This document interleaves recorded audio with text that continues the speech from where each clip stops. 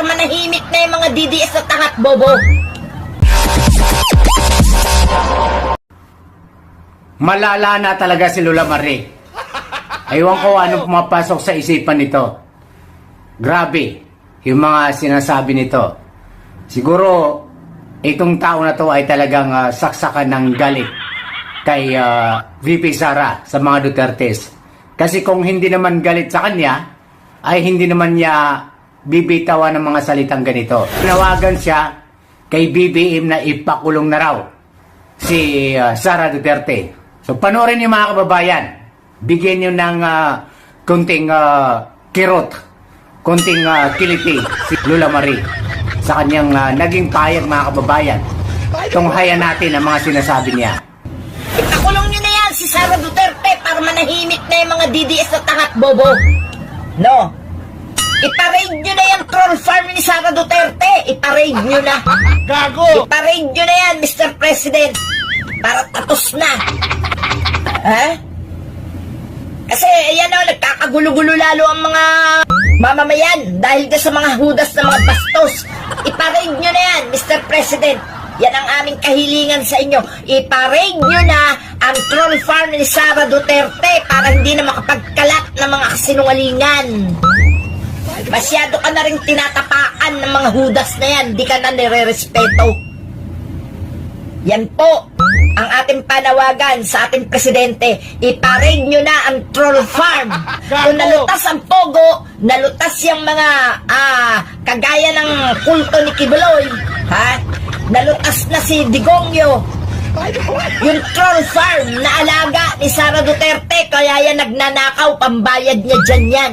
Kaya iparade mo na yan para hindi na magnakaw yan si Sara Duterte ng pambayad dyan sa mga trolls niya naghahasik ng katarantaduhan sa social media.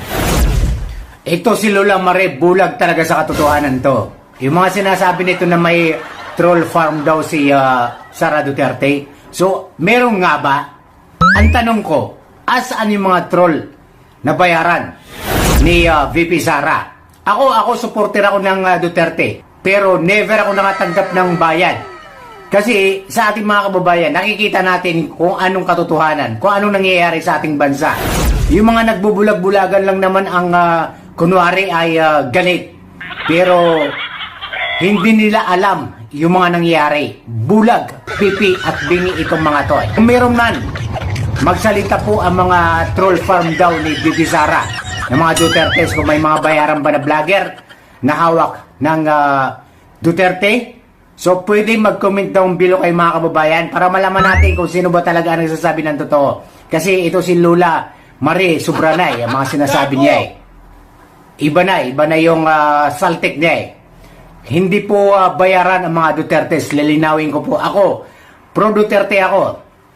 Content creator, vlogger. Pero wala pong bayad sa amin, ni Kusing. Kami po ay nagbibigay lang ng reaksyon, comment a reaction sa mga video na nakita natin o sa mga naririnig natin.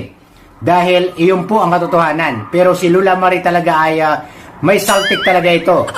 Mantakin nyo na nanawagan kay BBM na ipakulong na daw si Sara Duterte. Grabe yung matanda nito Ang sarap putusan sa noo mga salita nito, kakaiba na Foul na ito Pero for the sake of views lang ba yan, Lola Marie? Kaya nagkakaganyan ka. Hindi po maganda yan sa mga content creator na ganyan ang mga content niyo. Mag-isip po kayo ng ibang content. Pwede kayo mag-reaksyon, pero yung mga ganyan na video po o content niyo ay foul na po yan. Hindi na po maganda yan. Kayo na po ang sumisira sa reputation niyo bilang isang content creator. Dapat po ay kayo po ang ihemplo ng mga viewers natin, audience natin na nanonood sa atin kung paano tayo makapagbigay ng magandang ehemplo sa ating mga viewers. Pero kayo po ang hindi magandang ehemplo sa inyong mga viewers at manunood.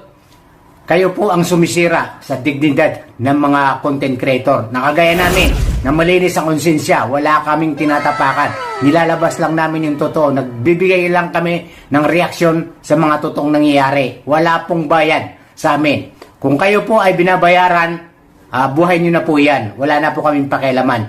Pero kayo po ang may problema, Lola Marie. Iba na po ang mga sinasabi niyo. Foul na po yan. So pwede mo magsalita kung sino mga bayaran.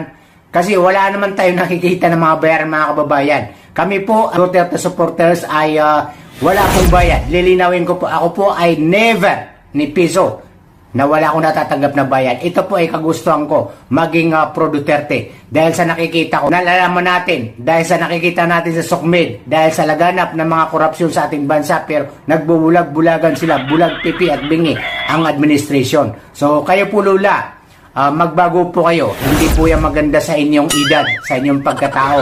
Unang-una, may edad na po kayo. Kababayan yung tao, pero yung lumalabas sa pilantik ng inyong dila ay ang sama. Parang kasinsama ng inyong pag-ugali, pagkatao.